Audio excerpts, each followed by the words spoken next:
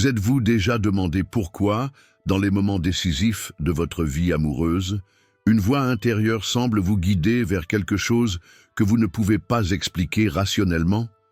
Et pourquoi, si souvent, choisissons-nous d'ignorer cette voix? Peut-être avez-vous déjà ressenti une intuition profonde, cette sensation presque inexplicable que quelque chose est juste ou faux dans une relation. Mais au lieu d'écouter votre cœur, vous avez opté pour la logique, la rationalité ou même la peur. Que se passe-t-il lorsque nous nous déconnectons de cette voix intérieure?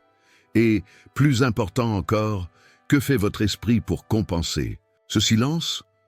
Carl Jung, le célèbre psychologue suisse, nous a laissé un héritage fascinant sur le rôle de l'inconscient dans nos vies. Il croyait qu'ignorer les messages du cœur revient à rejeter une partie essentielle de notre être.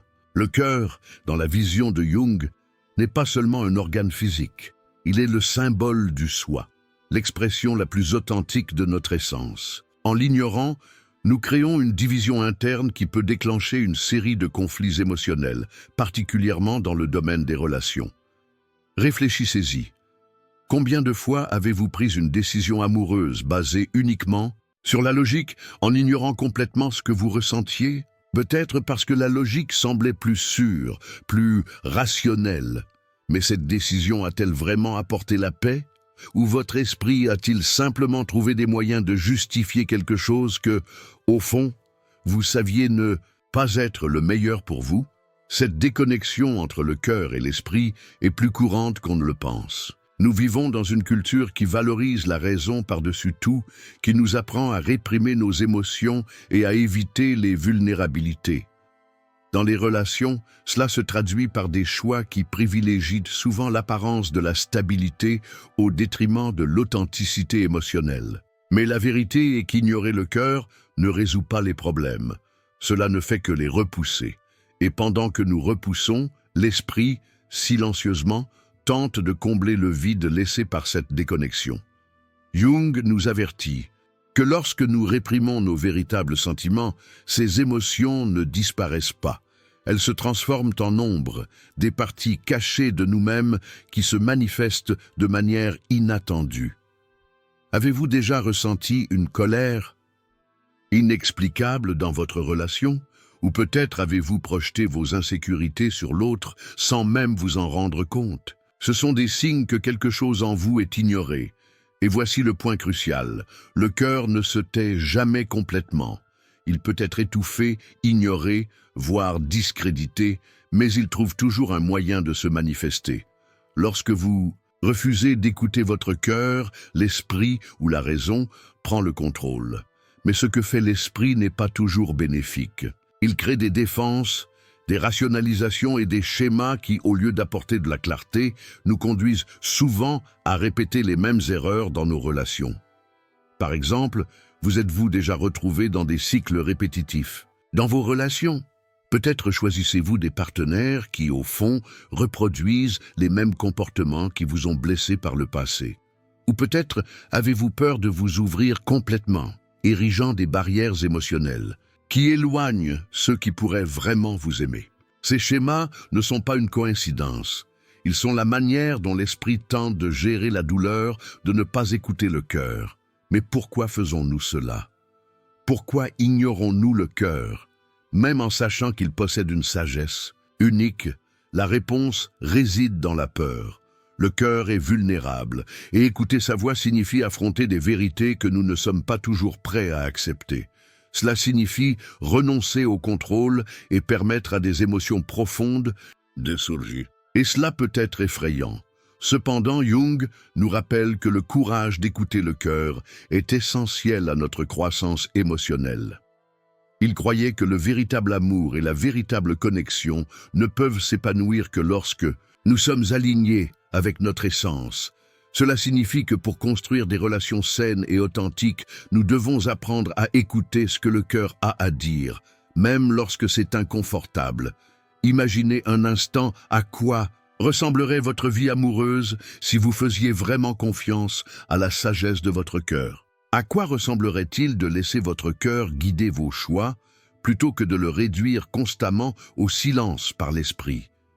À quoi ressemblerait-il d'abandonner les masques que nous portons pour nous protéger et, au lieu de cela, de montrer à l'autre qui nous sommes vraiment? Cette vidéo ne se contente pas d'expliquer ce qui se passe lorsque nous ignorons le cœur. Elle parle de surmonter ce schéma et de trouver un équilibre entre raison et émotion. Au fil de cette discussion, nous explorerons les enseignements de Jung sur l'inconscient, les archétypes et l'ombre, en appliquant ces concepts directement aux défis que nous rencontrons dans nos relations. Vous découvrirez comment l'esprit tente de remplacer le cœur et comment cette dynamique peut être transformée en une opportunité de croissance. Pour l'instant, laissez cette question résonner en vous. Que tente de vous dire votre cœur? Il n'y a pas de réponse facile ici, mais c'est précisément ce qui rend ce voyage si puissant. Car peut-être, en affrontant ces questions, trouverez-vous quelque chose qui était déjà en vous depuis toujours. Le cœur, dans son essence, est un guide intuitif qui nous relie aux vérités les plus profondes de notre être. Dans un monde qui privilégie souvent la logique et la raison, cette connexion est fréquemment ignorée. Quel est le coût de cette déconnexion? Carl Jung nous a appris que la véritable compréhension de nous-mêmes est intimement liée à l'écoute de nos émotions. Lorsque nous faisons taire le cœur, nous ouvrons la porte à un vide émotionnel qui peut se manifester dans nos relations. Ce vide n'est pas seulement une sensation passagère. Il devient un espace où la confusion et les conflits peuvent prospérer. Imaginez une relation où un partenaire est incapable d'exprimer ses émotions par peur de se montrer vulnérable. Ce choix de rester silencieux peut entraîner des malentendus, des ressentiments et même une rupture. La déconnexion entre ce que nous ressentons et ce que nous exprimons crée une barrière invisible qui empêche une intimité authentique. La question qui se pose est: comment pouvons-nous renouer avec cet appel du cœur? La réponse réside dans la reconnaissance que l'esprit et le cœur ne sont pas ennemis, mais partenaires dans notre cheminement émotionnel. Lorsque nous nous autorisons à écouter le cœur, nous commençons à comprendre le langage de nos émotions et l'importance de les exprimer dans nos relations. L'esprit, avec son désir inné de contrôle, tente souvent de nous protéger de ce qu'il considère comme dangereux. Mais cette protection a un prix. Dans notre effort pour maintenir un contrôle émotionnel, nous ignorons souvent les signaux du cœur. La voix de l'esprit peut sembler convaincante. Ne t'inquiète pas, tu peux gérer ça plus tard. Cependant, ce déni ne résout pas les problèmes. Il les enfouit sous le tapis. Carl Jung décrivait cette lutte entre la raison et l'émotion comme un conflit constant. Lorsque l'esprit cherche à dominer, il peut créer des défenses qui, au lieu d'aider, finissent par bloquer la véritable connexion. Par exemple, vous pourriez vous retrouver dans un schéma de réaction défensive, évitant les discussions difficiles ou vous fermant émotionnellement. Cette stratégie peut sembler efficace à court terme, mais à long terme, elle peut engendrer un cycle de solitude et de déconnexion. L'illusion de contrôle que l'esprit offre nous fait souvent croire que nous pouvons éviter la douleur. Pourtant, la douleur fait partie de l'expérience humaine, surtout dans les relations.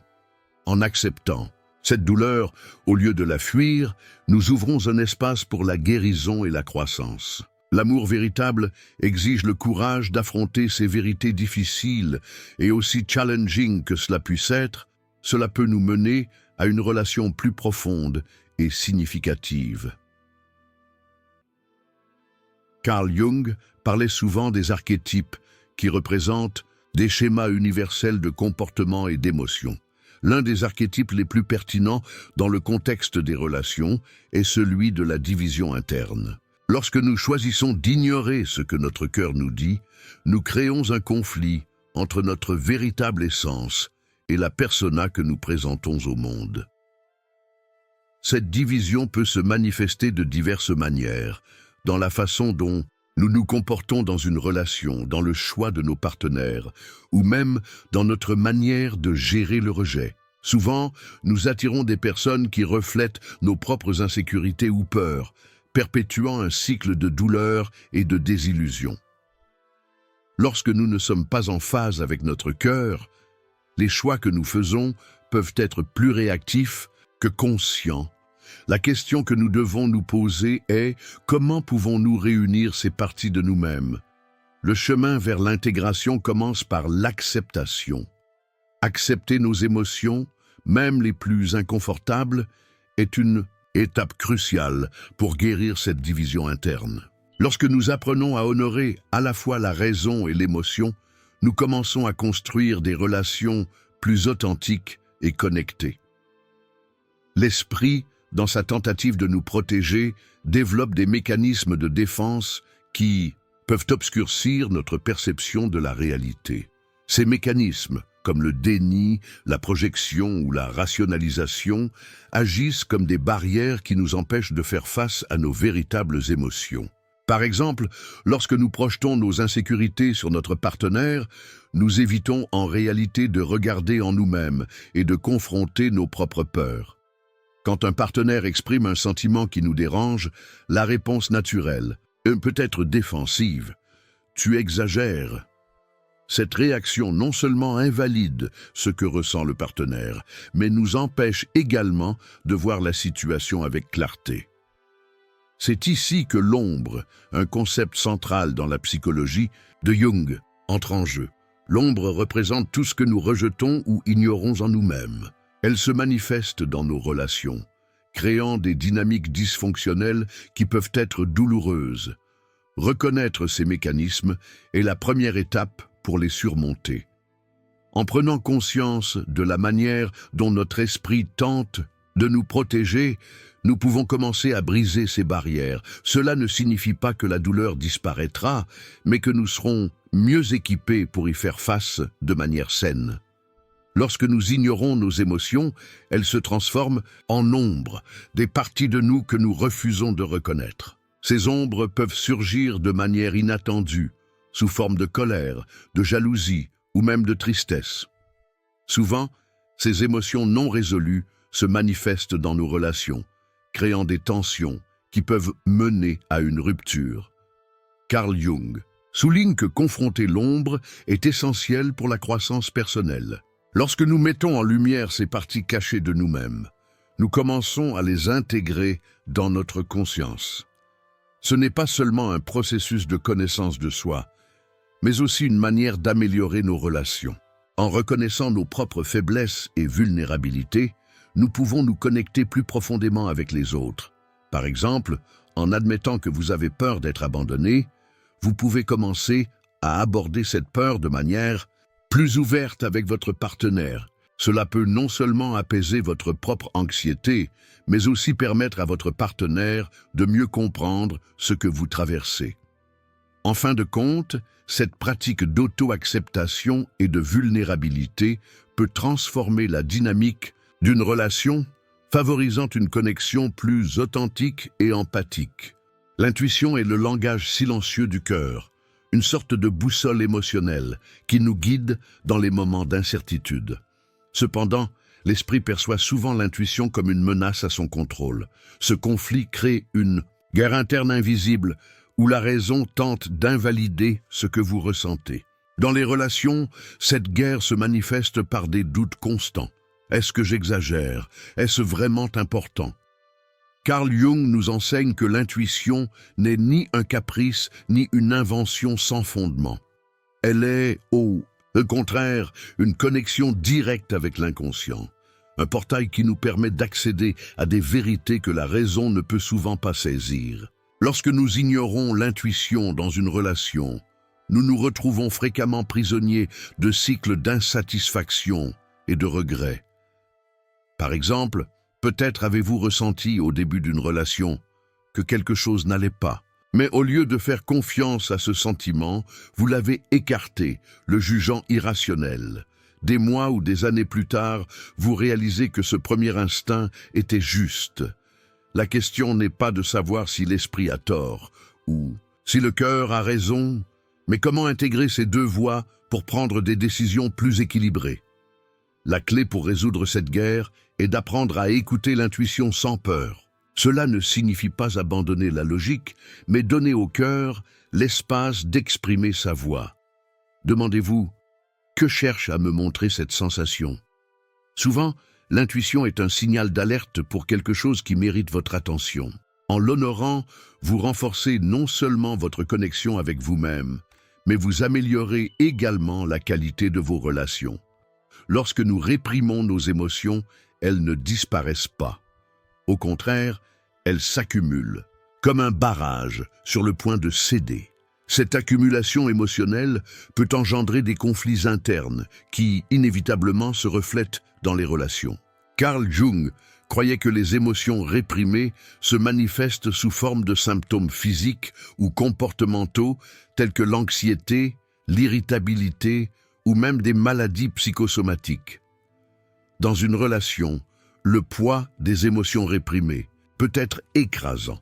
Peut-être avez-vous peur de montrer votre vulnérabilité à votre partenaire, alors vous gardez pour vous des sentiments de tristesse, de colère ou d'insécurité. Mais à mesure que ces sentiments s'accumulent, ils commencent à influencer vos actions de manière inconsciente. De petits malentendus se transforment en grands conflits, car une énergie émotionnelle non résolue sous-tend chaque interaction. Un exemple courant est l'explosion émotionnelle. Vous pouvez sembler calme pendant des semaines, jusqu'à ce qu'un simple commentaire déclenche une réaction disproportionnée. Cette explosion ne concerne pas seulement ce moment précis. Elle est le résultat de mois ou d'années d'émotions réprimées. Reconnaître ces émotions avant qu'elles ne s'accumulent est essentiel pour éviter ces schémas destructeurs. Jung nous enseigne que la seule manière de gérer les émotions réprimées est de les ramener à la lumière de la conscience. Cela signifie créer un espace sûr pour exprimer ce que vous ressentez, que ce soit à travers des conversations honnêtes avec votre partenaire ou des pratiques individuelles comme l'écriture ou la thérapie. En libérant ces émotions, vous soulagez non seulement la tension interne, mais vous renforcez également la connexion émotionnelle dans la relation. Le cœur n'est pas seulement une source d'émotions, il est aussi un guide pour le sens de nos vies et de nos relations. Carl Jung croyait que chacun de nous a un but unique, une raison d'être ici, et souvent ce but est intimement lié à nos relations. Lorsque nous ignorons le cœur, nous perdons l'accès à ce guide intérieur, et nos relations peuvent devenir superficielles ou dénuées de direction. Pensez à un moment où vous avez ressenti qu'il manquait quelque chose dans votre relation, même si, en surface, tout semblait aller bien. Ce sentiment de vide est généralement un signe que vous vous êtes déconnecté de votre sens émotionnel. Il ne s'agit pas seulement de trouver le bon partenaire, mais de comprendre comment vous pouvez vous aligner sur votre vérité profonde au sein de la relation. Dans ce contexte, le cœur agit comme une carte qui indique ce qui compte vraiment. Il vous aide à identifier vos besoins émotionnels, vos valeurs et vos aspirations. Lorsque vous ignorez ces indications, vous risquez de vivre une vie amoureuse qui ne reflète pas qui vous êtes vraiment. Mais en écoutant le cœur, vous commencez à construire des relations qui non seulement répondent à vos besoins émotionnels, mais soutiennent également votre croissance personnelle. Jung nous rappelle que le sens n'est pas quelque chose que nous trouvons à l'extérieur de nous-mêmes. Il est cultivé intérieurement, en nous connectant à nos émotions et désirs les plus profonds. Dans une relation, cela signifie être honnête avec soi-même et avec son partenaire sur ce que l'on veut et ce dont on a besoin.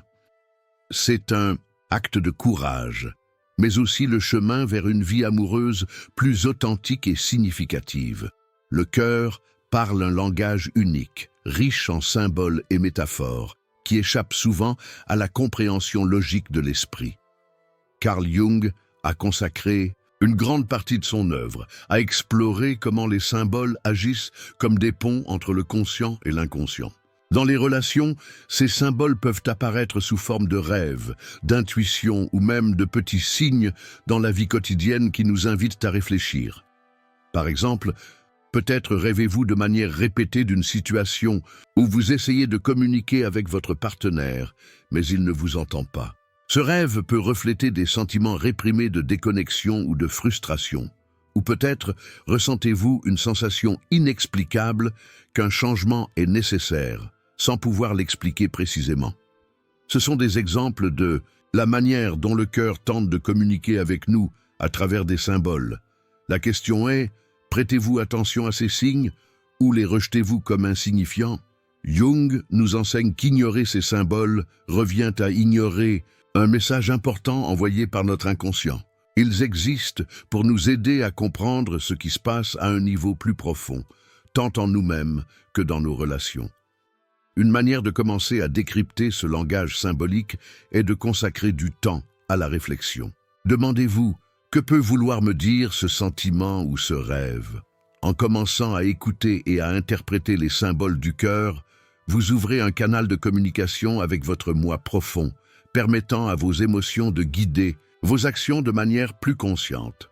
L'esprit, lorsqu'il est déconnecté du cœur, nous enferme souvent dans des cycles de répétition.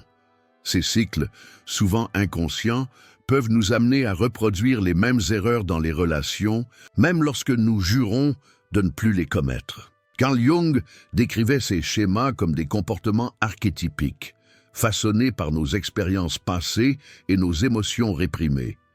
Par exemple, vous pourriez remarquer que vous choisissez toujours des partenaires présentant des traits similaires, comme un manque de disponibilité émotionnelle. Ce n'est pas une coïncidence, c'est l'esprit qui reproduit des schémas que vous n'avez pas encore confrontés ou résolus. Ces cycles peuvent être confortables, car familiers, mais ils finissent par nous empêcher de grandir émotionnellement. La répétition est souvent une tentative de l'esprit de nous protéger. Elle nous maintient en terrain connu, même si ce terrain est douloureux. Mais, comme Jung l'a souligné, la croissance n'a lieu que lorsque nous nous aventurons dans l'inconnu. Briser ces cycles exige le courage de regarder en soi et de reconnaître les schémas que nous perpétuons. La bonne nouvelle est qu'en prenant conscience de ces cycles, nous avons le pouvoir de les changer. Cela commence par la volonté de se poser des questions. Pourquoi est-ce que j'attire ce type de situation? Et qu'ai-je besoin d'apprendre de cela? En posant ces questions, vous sortez du pilote automatique et commencez à prendre des décisions plus conscientes, créant des relations qui reflètent véritablement qui vous êtes. La douleur est une compagne inévitable dans les relations. Carl Jung nous rappelle que ce que nous évitons ou craignons contient souvent le plus grand potentiel de croissance. Lorsque nous ignorons le cœur, la douleur devient un reflet de la déconnexion interne, et aussi inconfortable soit-elle, cette douleur est une invitation. Elle demande à être écoutée, comprise et intégrée. La douleur émotionnelle dans une relation peut provenir de diverses sources. Rejet, trahison, ou même le sentiment de ne pas être à la hauteur. Mais, au lieu d'affronter cette douleur, nous cherchons souvent des moyens de l'éviter. Nous la fuyons en blâmant l'autre, en nous fermant émotionnellement ou en nous distrayant avec d'autres choses. Cependant, ce déni ne fait que prolonger la souffrance, comme une blessure qui ne cicatrise jamais faute d'être soignée. Jung nous enseigne que la douleur est un portail vers la transformation. Elle nous oblige à regarder en nous, à confronter nos ombres et à reconnaître les schémas qui perpétuent la souffrance. Dans une relation, cela peut signifier accepter que certaines blessures anciennes, peut-être remontant à l'enfance, influencent la manière dont nous nous relions aux autres. Par exemple, une personne qui craint l'abandon peut réagir à tout signe de distance de son partenaire par de la colère ou du désespoir. Mais en réalité, cette réaction reflète une douleur plus profonde, peut-être liée à des expériences passées. Reconnaître cette douleur et travailler à la guérir non seulement soulage la souffrance, mais ouvre également la voie à une relation plus saine et équilibrée. La transformation commence lorsque nous cessons de voir la douleur comme une ennemie et commençons à la considérer comme une enseignante. Demandez-vous, que cherche à m'apprendre cette douleur? La réponse peut être inconfortable, mais c'est dans cet inconfort que réside l'opportunité de croissance et de reconnexion avec le cœur. Pourquoi avons-nous si peur d'écouter le cœur? La réponse réside dans la vulnérabilité. Écouter le cœur signifie s'ouvrir à des sentiments qui peuvent nous exposer, nous blesser ou nous pousser à sortir de notre zone de confort. Carl Jung décrivait cette résistance comme une défense naturelle contre l'inconnu. Lorsque nous écoutons le cœur, nous nous rapprochons de vérités parfois difficiles à accepter. Dans le contexte des relations, la peur d'écouter le cœur peut se manifester par une réticence à exprimer ses émotions ou à admettre que quelque chose ne fonctionne pas. Par exemple, vous pourriez sentir que votre relation a perdu sa connexion émotionnelle, mais avoir peur d'aborder le sujet par crainte des conséquences. Ou peut-être restez-vous dans une relation qui ne reflète plus vos valeurs, évitant de confronter cette réalité parce qu'elle impliquerait de renoncer à quelque chose de familier. Cette peur est souvent enracinée dans l'idée qu'écouter le cœur nous rend faibles ou vulnérables, mais Jung nous rappelle que la véritable force réside dans l'authenticité. Lorsque nous nous autorisons à être vulnérables, nous créons un espace pour une connexion authentique. Surmonter cette peur ne signifie pas éliminer la vulnérabilité, mais l'accepter comme une partie intégrante de l'amour véritable. Demandez-vous, qu'évitais-je en ignorant 0 rang mon cœur? En affrontant cette question, vous commencerez à réaliser qu'écouter le cœur n'est pas un signe de faiblesse, mais un acte de courage. La reconnexion avec le cœur est, en réalité, une reconnexion avec le soi, le centre de qui nous sommes, dans toute notre complexité. Carl Jung décrivait le soi comme la totalité de la psyché, l'union entre le conscient et l'inconscient. Dans les relations, cette reconnexion est essentielle pour établir une base solide d'authenticité et de compréhension mutuelle. Lorsque nous sommes déconnectés du soi, nous avons tendance à chercher une validation externe. Nous attendons de notre partenaire qu'il comble nos vides émotionnels ou qu'il nous offre la sécurité que nous ne trouvons pas en nous-mêmes. Mais cette attente crée de la dépendance et souvent de la frustration, car personne ne peut nous donner ce que nous ne pouvons pas nous offrir à nous-mêmes. Se reconnecter avec le soi signifie regarder en soi et se demander « Qui suis-je en dehors de cette relation ?» Ce n'est pas un acte d'égoïsme, mais de connaissance de soi. Plus nous nous connaissons profondément, plus nous sommes capables de nous connecter authentiquement avec l'autre. Cette reconnexion commence par de petits actes d'auto-acceptation. Reconnaissez vos émotions, même les plus inconfortables. Honorez vos désirs et besoins, même s'ils semblent en conflit avec ce que vous pensez devoir ressentir. Ce faisant, vous renforcez non seulement votre connexion avec vous-même, mais vous créez également un espace émotionnel plus sûr et sain pour votre partenaire. Se guérir émotionnellement dans une relation est un processus continu qui demande patience, vulnérabilité et engagement. Carl Jung soulignait que la guérison n'est pas un point final, mais un chemin que nous parcourons tout au long de la vie. Dans les relations, cela signifie être prêt à grandir, tant individuellement qu'en tant que couple. Le processus de guérison commence par la communication. Souvent, les conflits surgissent, non pas parce que les partenaires ne s'aiment pas, mais parce qu'ils ne parviennent pas à exprimer leurs émotions de manière claire et honnête. Créer un espace pour des conversations ouvertes et empathiques est essentiel pour bâtir une base solide de confiance et de respect mutuel. De plus, la guérison exige que les deux partenaires soient prêts à regarder leurs propres ombres. Cela peut être inconfortable, mais c'est dans cet inconfort que la véritable transformation se produit. Par exemple, si vous avez du mal à faire confiance à votre partenaire, demandez-vous « D'où vient ce manque de confiance ?» Souvent, la réponse réside dans des expériences passées qui n'ont pas encore été pleinement résolues. Des pratiques comme la méditation, la thérapie de couple ou même l'écriture réflexive peuvent aider dans ce processus. L'objectif n'est pas d'atteindre la perfection, mais de créer un environnement où les deux partenaires se sentent en sécurité pour être authentiques. Lorsque nous écoutons le cœur et nous connectons avec le soi, nous commençons à vivre en alignement avec notre essence. Dans une relation, cela signifie abandonner les masques que nous portons pour plaire ou nous protéger, et nous présenter tels que nous sommes réellement. Cet alignement renforce non seulement la connexion émotionnelle, mais favorise également un sentiment de sens partagé. Vivre en alignement signifie aussi prendre des décisions basées sur l'authenticité et non sur la peur ou l'obligation. Par exemple, vous pourriez choisir d'exprimer un besoin émotionnel à votre partenaire, même en sachant que cela pourrait créer de l'inconfort. Ou vous pourriez décider de mettre fin à une relation qui ne reflète plus vos valeurs, car vous savez que vous méritez quelque chose de plus aligné avec votre vérité.